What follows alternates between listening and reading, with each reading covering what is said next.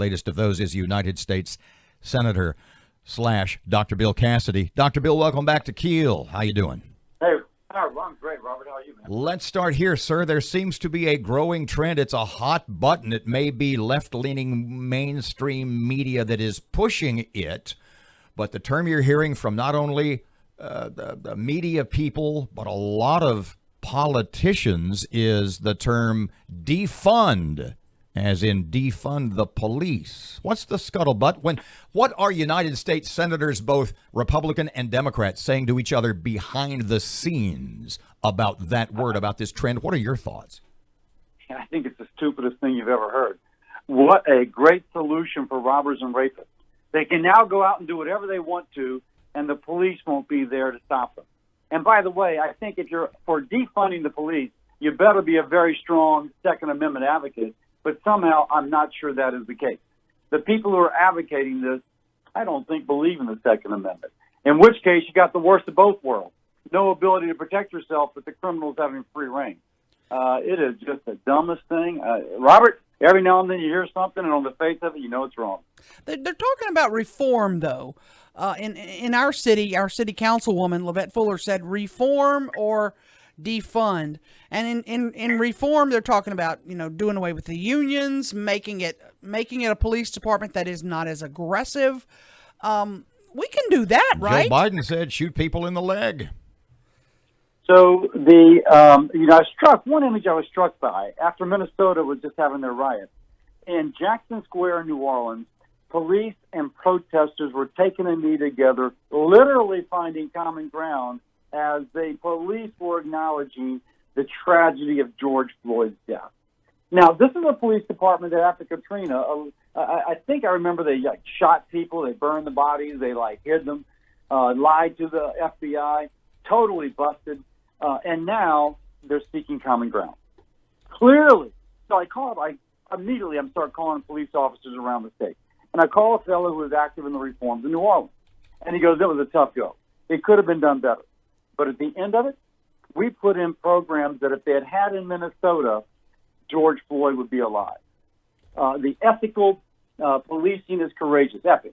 Where, normally if you're the guy, 40-year veteran, or you're the most aggressive, and you're in a situation, you take charge and maybe doing something wrong, others are intimidated. In this, the rookie first week on the beat can tap on the shoulder of the 40-year vet and say, Sarge, I need to take over. This is out of hand. And that rookie can take over and therefore prevent a tragedy from somebody who's just upset. Now, we can have reforms, but on the other hand, defunding the police, bad idea. Dr. Bill, how's about federal legislation? Do you think federal legislation at that level, new laws are needed, or do you think at the state and more specifically local level is where the real reforms need to take place? Legislatively. Well, I don't think it's either or. There was a bill that passed unanimously out of the United States Senate last year. Unanimously. John Cornyn from Texas and a senator from Michigan were the co-sponsors. And it was about setting up a commission that would study what could be done on a federal and state and local level in order to make this better. It died in the House. House just didn't take it up. But that bill was endorsed by the Urban League, by the NAACP, and by leading law enforcement agencies. So we can find common ground. There's going to be things on a federal level that sometimes, for example, speaking to police officers, they say in a big department, you cannot change from within. The culture outlasts a new chief and a new mayor. When somebody's there for 40 years and the mayor's there for 4, who wins? But you can have, and these are Republican, ruby red law enforcement officers telling me this, that you do need an external force to come in and make sure that the culture is appropriate. A civilian participation in a review panel on use of force, for example. Dr. Bill, database so that an officer who's been kicked out of one department doesn't just go across parish lines and get into another. These are reforms that we can do. You just used an interesting word, culture, as in reference to the culture of of police forces across America. We had a couple of days ago, the fellow's name is Rod Demery, former Shreveport police detective, a homicide detective, African-American fellow, and I basically asked him, I'll just tell you what he said. He said in his mind, the George Floyd incident, he said in his mind it wasn't so much racial as it was a police culture and groupthink. What do you think about what he said?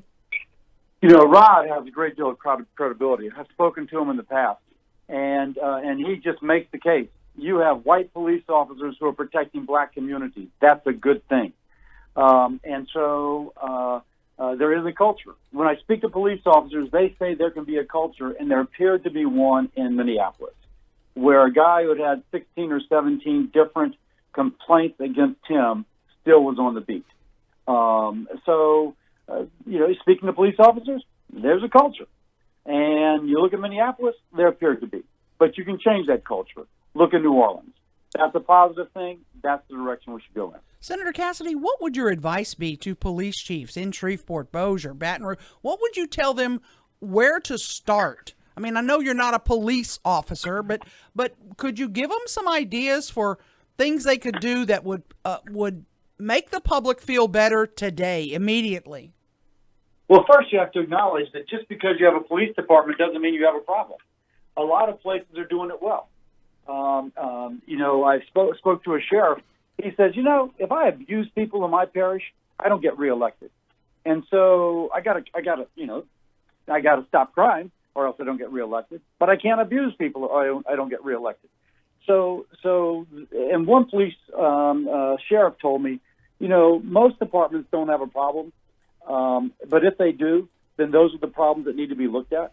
So don't prejudge that a department has a problem. That said, what has worked in New Orleans, and I don't know if this is how widespread this is around the state, there is a review panel. They did this simple thing: body cams, no high speed car chases. They eliminated certain types of measures of restraint, chokeholds, for example. If there's use of force, civilians participate in the review panel on the use of force. All of that is positive. You mentioned body cams. We could use some federal money for body cams here in Shreveport. We're broke. So, can you help with that? So federal money has been made available in the past for body cams, and there is interest in more dollars being. I wouldn't be surprised if a future proposal includes more money for body cams. Okay. Civilian review boards. Folks are critical on the police side. They're saying police officers have lots of protections. They have a police officer's Bill of Rights, etc. How do you mesh that with this civilian review panel that people are talking about? Yeah, so you don't give up. You're right. But, I just go back empirically. It's worked in New Orleans.